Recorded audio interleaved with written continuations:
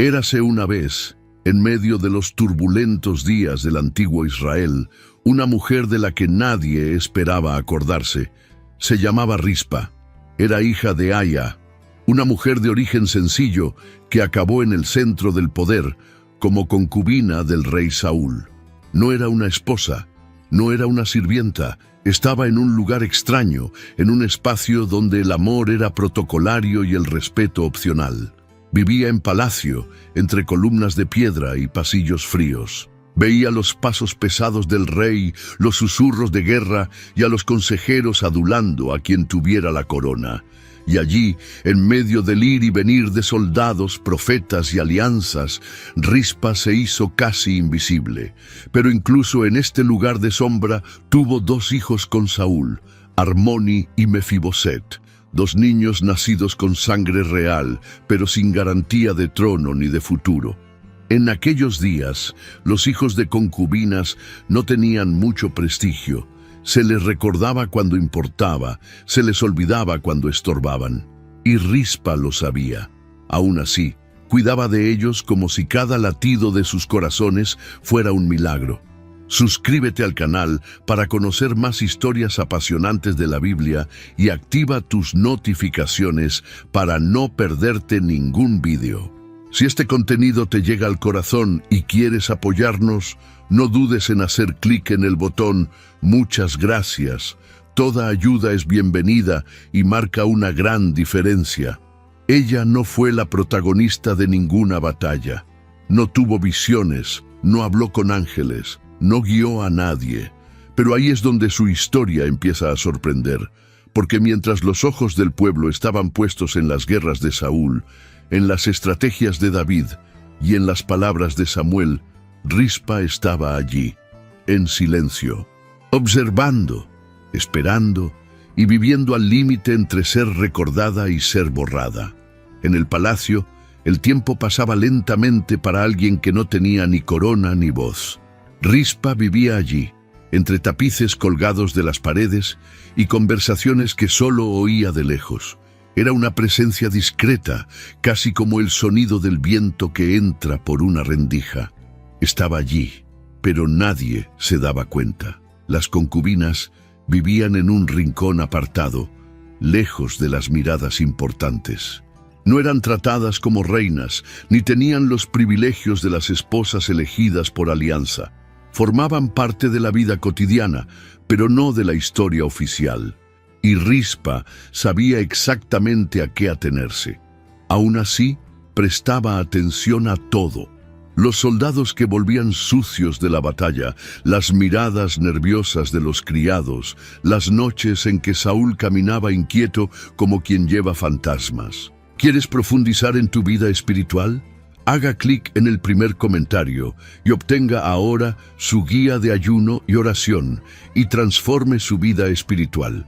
Descubra el poder del ayuno y la oración para experimentar una verdadera transformación. También vio crecer a sus hijos. Armoni con sus maneras serias, Mefiboset más inquieto.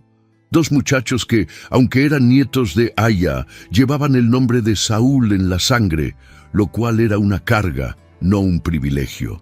En el fondo, ella sabía que la sangre real podía ser una bendición o una maldición, dependiendo de quién estuviera en el trono. A veces, mientras peinaba a uno de sus hijos o preparaba alguna comida sencilla, Rispa oía rumores. Hablaban de David, el guerrero popular, de las guerras que nunca terminaban, de la tensión entre las tribus. Saúl envejecía y sus enemigos estaban por todas partes, dentro y fuera de las murallas. Y cuando el rey dormía mal, toda la casa temblaba en silencio. En este ambiente de incertidumbre, Rispa crió a sus hijos. Sabía que su mundo podía dar un vuelco en un chasquido de dedos. Cuando Saúl cayó en la batalla contra los filisteos, el grito que resonó en el campamento no fue solo de dolor, era el fin. El rey, que empezó humilde y acabó perdido, murió con una espada clavada en su propio cuerpo.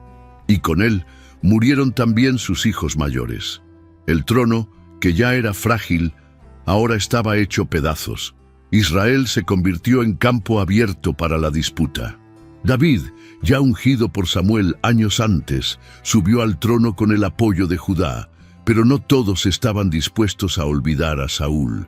Había resentimientos, viejas alianzas, recuerdos difíciles de enterrar. La casa de Saúl aún respiraba en rincones silenciosos del reino, y los nombres de sus descendientes se susurraban entre acuerdos y amenazas. Rispa, que nunca tuvo nada que ver con las guerras, sintió que el ambiente cambiaba. De repente, sus ojos se volvieron hacia sus hijos. Armoni y Mefiboset, que solían corretear por los pasillos de palacio como cualquier niño, ahora eran vistos como riesgos. Dos niños, ya hombres, portadores de un apellido que muchos querían borrar. No pasó mucho tiempo antes de que la lucha por el poder ya no fuera solo entre los vivos. El pasado se convirtió en una deuda, y donde hay deuda, alguien acaba pagando, aunque no sea el culpable. La gente comenzó a desaparecer. Algunos de los antiguos aliados de Saúl desaparecieron de la noche a la mañana. Otros fueron exiliados o callaron. Era como si el nuevo gobierno estuviera limpiando la casa, barriendo los últimos recuerdos del antiguo rey. Y mientras David intentaba establecer su reinado, una tragedia aún más antigua se cernía sobre el cielo. Una hambruna de 3 años asolaba al pueblo. Tierra seca, cosechas marchitas, niños flacos. 3 años. Ese es el tiempo que el cielo se cerró sobre Israel. Sin lluvia, sin cosecha, sin alivio. Era como si la tierra estuviera enfadada, rechazándolo todo. El pueblo ayunó, clamó, hizo sacrificios, pero nada cambió. Entonces David, ya en el trono, decidió preguntar a Dios qué pasaba, y la respuesta llegó tan seca como la tierra agrietada. La culpa era de Saúl. Más precisamente, lo que hizo a los Gabaonitas. Los Gabaonitas eran un pueblo extranjero que había llegado a un antiguo acuerdo con Israel, un pacto de paz sellado en tiempos de Josué. Solo Saúl, impulsado por un celo equivocado, trató de exterminarlos. Una traición, un pecado que se había acumulado y que, incluso después de la muerte de Saúl, seguía pesando en el cielo. David fue a ver a los Gabaonitas para encontrar la manera de enmendarse. Quería saber qué pedían a cambio de la paz. Y aquí llegó la gélida respuesta. 7 descendientes de Saúl, 7 hombres de su sangre, ahorcados públicamente. No querían oro ni tierras, querían justicia a su manera. David aceptó. No por maldad, sino porque estaba tratando de salvar a todo un reino. Y allí, en medio de la lista, estaban los 2 hijos de Rispa, Armoni y Mefiboset. No hubo juicio ni defensa.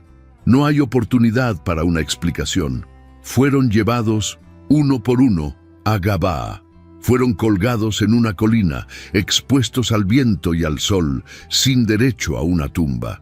Y todo esto sucedió durante el comienzo de la cosecha de cebada, como si la vida de unos fuera el precio por alimentar a otros. La escena era demasiado dura incluso para ojos acostumbrados a la guerra. 7 cuerpos colgados en una colina, en medio de un campo abierto, sin tumba, sin honor. Entre ellos, Armoni y Mefiboset, los hijos de Rispa. Soplaba el viento, frío y constante. Las aves de rapiña empezaron a revolotear, volando en círculos en el cielo como si esperasen el momento oportuno. Los animales del campo llegaron de noche, guiados por el olor de la muerte. Y entonces, allí estaba ella, Rispa. Subió a la colina con una arpillera, símbolo de luto y humillación, y la extendió sobre una roca. Aquello se convirtió en su hogar, no por un día, ni por una semana. Permaneció allí durante meses, desde el comienzo de la cosecha de cebada hasta el principio de la lluvia al final de la estación. Durante el día ahuyentaba a los buitres con las manos, con gritos, con piedras. Por la noche vigilaba el suelo con los ojos muy abiertos, escudriñando la oscuridad en busca de cualquier cosa que se acercara. Se le cansaban los brazos, le escocían los ojos, pero seguía adelante. No había tienda ni refugio. El sol le castigaba la cara.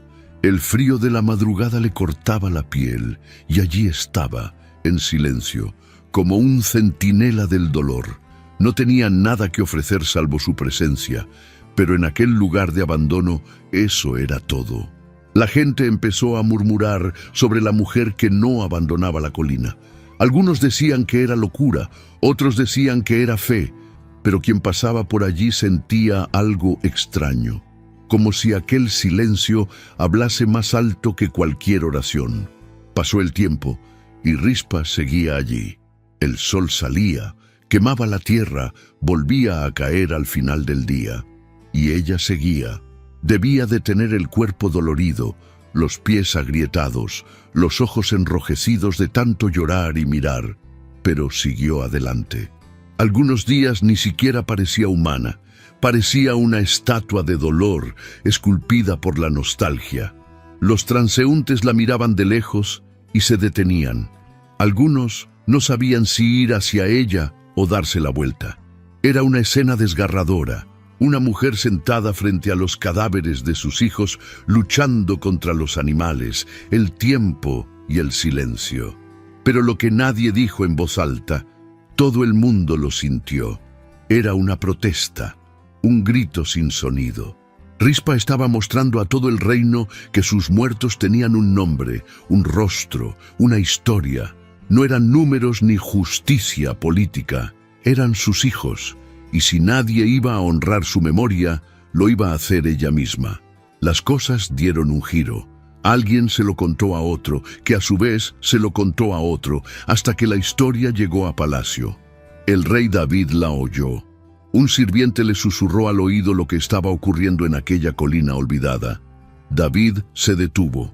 Imagínate, el rey rodeado de planes, soldados, decisiones de estado, oyendo ahora hablar de una mujer sola que no quería abandonar el lugar donde sus hijos habían sido abandonados para que se pudrieran a la intemperie.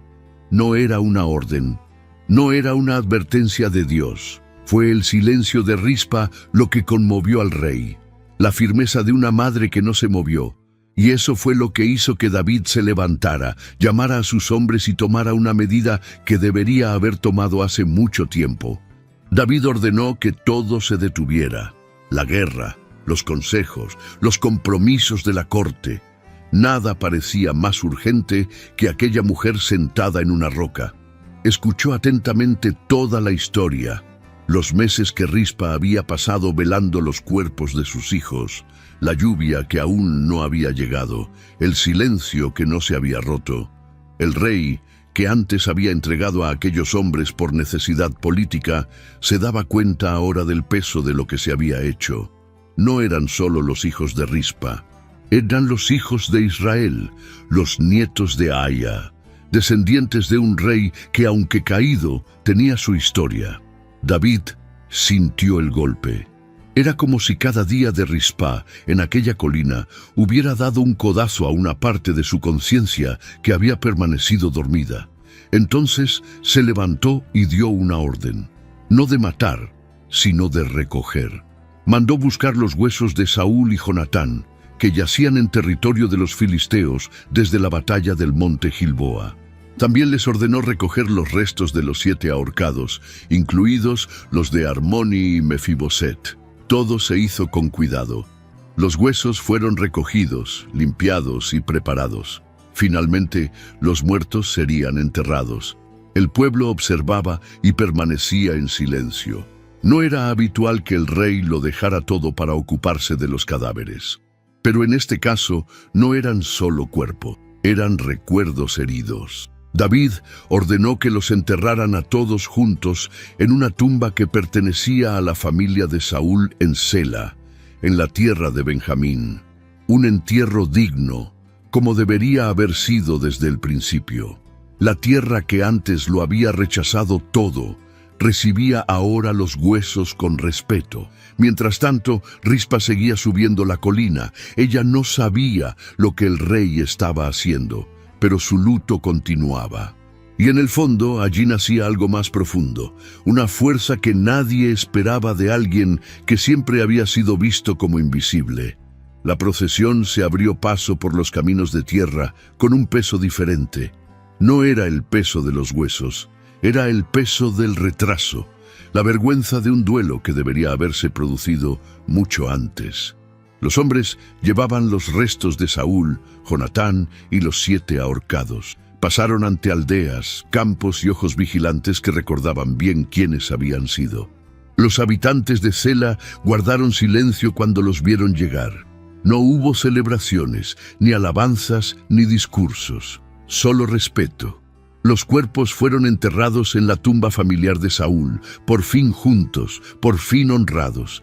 El polvo de la guerra, la venganza, el hambre, todo empezó a asentarse allí, en ese simple gesto, dar sepultura a los muertos. Y aunque nadie lo dijo en voz alta, todos sabían por qué. No era una orden de Dios, no era un plan político.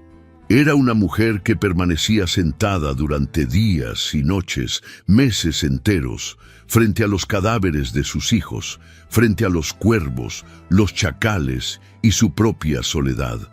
El gesto de Rispa fue como una semilla plantada en el desierto. No gritó, pero resonó, y sin tener que levantarse de su roca, conmovió al rey. Los hombres que participaron en el entierro volvieron contando que David parecía distinto, más callado, más lento, como si llevara un pesar que no le cabía en el pecho. Dicen que miraba cómo cerraban la tumba y mantenía los ojos bajos, como si pudiera oír en el fondo de su alma los pasos de Saúl, las palabras de Jonatán, el llanto de los hijos de Rispa. Pero el tiempo, el mismo tiempo que hizo que la tierra se secara, empezó a cambiar. El cielo, cerrado durante tanto tiempo, mostró sus primeros signos. Una brisa más húmeda, el olor de la lluvia que venía de lejos. Y mientras la gente miraba hacia arriba, esperando que el cielo se abriera, Rispa seguía allí de pie, firme, porque su historia aún no había terminado. No pidió una estatua, no pidió perdón, ni siquiera pidió justicia. Rispa se quedó. Y quedarse en aquel momento, en aquel lugar, frente a todo lo que había pasado, fue un acto gigantesco. Mientras muchos corrían en busca de respuestas, ella respondía con el silencio. Mientras otros buscaban alianzas, ella plantó los pies en la roca. Su dolor se convirtió en algo más que tristeza, se convirtió en resistencia, y más que resistencia, se convirtió en un espejo. Cualquiera que la mirara veía algo que prefería evitar. Las consecuencias de la prisa, de la política fría, de la muerte tratada como un número. Rispa era solo una mujer, una concubina, nadie con un título, pero lo que hizo en aquella colina lo tocó todo. Su gesto se convirtió en un símbolo, no de los que se bordan en una bandera, sino de los que marcan el alma. Alguien que se pasa meses ahuyentando buitres para proteger a sus hijos muertos, no solo está llorando, está diciendo, sin decirlo, valen más que el destino que les diste. Era una protesta sin pancarta, un clamor sin sonido. Los ancianos del pueblo, los soldados, incluso los sirvientes más duros, todos oyeron hablar de la mujer que no se detenía. Algunos se detuvieron a distancia, dejaron comida y agua. Otros simplemente agacharon la cabeza y la siguieron. Pero el hecho es que nadie podía ignorarla. Ella, que nunca tuvo un trono, se ganó un gesto de honor del mismísimo rey. Ella, que nació en los márgenes, se convirtió en el centro de un movimiento que ni siquiera sabía que estaba empezando, porque allí, en aquel pedazo de tierra olvidado, Rispa no solo enterraba niños, sino que desenterraba verdades que el tiempo había intentado ocultar. Después de enterrar los cuerpos y de que la lluvia cayera por fin sobre Israel, Rispa simplemente desapareció. Nadie sabe a ciencia cierta a dónde fue, ni cuándo bajó de la colina. Ninguna línea de las Escrituras dice si fue acogida, olvidada o eligió vivir escondida. El silencio que marcó su dolor también rodeó su final. Algunos dicen que regresó a su casa, a lo que quedaba de ella. Otros dicen que se quedó allí como una sombra que camina por los campos, mirando al cielo. Sea cual sea la versión, lo que quedó fue la imagen. La gente que la vio no la ha olvidado. La mujer sentada en una roca, con el rostro marcado por el sol y el dolor, aferrándose con fuerza al recuerdo de sus hijos. La mujer que espantaba a los buitres como quien espanta la indiferencia del mundo, que se quedó allí, plantada, como si la propia tierra solo pudiera respirar, porque ella no dejó que la muerte se lo llevara todo. Algunas historias terminan con victorias, coronas y milagros. La de Rispa acabó como acaban la mayoría de las vidas, en silencio, pero con una marca tan fuerte que atravesó generaciones. Ella no formó parte de las guerras, pero se enfrentó a la peor de todas, la que ocurre dentro del alma. No se levantó con una espada, pero sostuvo su dolor con tanta firmeza que nadie se atrevió a llevarse lo que quedaba de ella. E incluso sin una palabra escrita sobre sus últimos días, cada uno de sus gestos sigue contando, sigue inspirando, sigue enseñando. A pesar de todo lo que Rispa perdió, lo único que nunca abandonó fue su dignidad. Algunas personas marcan el mundo con palabras, discursos y victorias. Rispa dejó su huella con el silencio, con resistencia, con presencia. Y a veces eso es lo que falta. Alguien que se quede. Alguien que no huye cuando todo se desmorona. No fue profeta, ni guerrera, ni juez. No hizo milagros, no escribió salmos. Pero lo que hizo allí, en aquella colina, fue tan poderoso como cualquier acto heroico. Rispa demostró que el amor de una madre no termina con la muerte, que la dignidad no depende de la posición y que hay luchas que pueden ganarse simplemente no rindiéndose. Su historia atraviesa los siglos porque habla a los que ya han perdido, a los que han sido ignorados, a los que han tenido que recoger los pedazos sin nadie a su alrededor. Habla de los que solo querían justicia o al menos respeto, y tuvieron que aprender a resistir en medio del abandono. Rispa enseña que no todos los gritos tienen que ser fuertes, que la fe a veces se manifiesta en forma de terquedad, la terquedad de no marcharse, de no olvidar, de no dejar que el dolor se convierta en polvo antes de ser reconocido. Se enfrentó a los cuervos con sus manos, se enfrentó al tiempo con su cuerpo. Se enfrentó a la soledad con coraje, no para cambiar el mundo entero, sino para proteger su propia memoria. Y al final, cambió más de lo que podía imaginar, porque fue gracias a ella que un rey recordó lo que era correcto, que se recogieron los huesos, los nombres volvieron a ser respetados. Por eso, cuando pensamos en la fe, el coraje o el amor, es bueno recordar a Rispa, la mujer que se quedó, que lloró en silencio y que, aunque invisible para tantos, se hizo eterna para los que saben lo que de verdad importa. Si te ha gustado la historia de Rispa y quieres seguir otras historias de fe y superación, no olvides darle a me gusta a este video y compartirlo con tus seres queridos. Y por supuesto, suscríbete al canal para no perderte ningún contenido nuevo. Juntos exploremos más lecciones poderosas de la Biblia.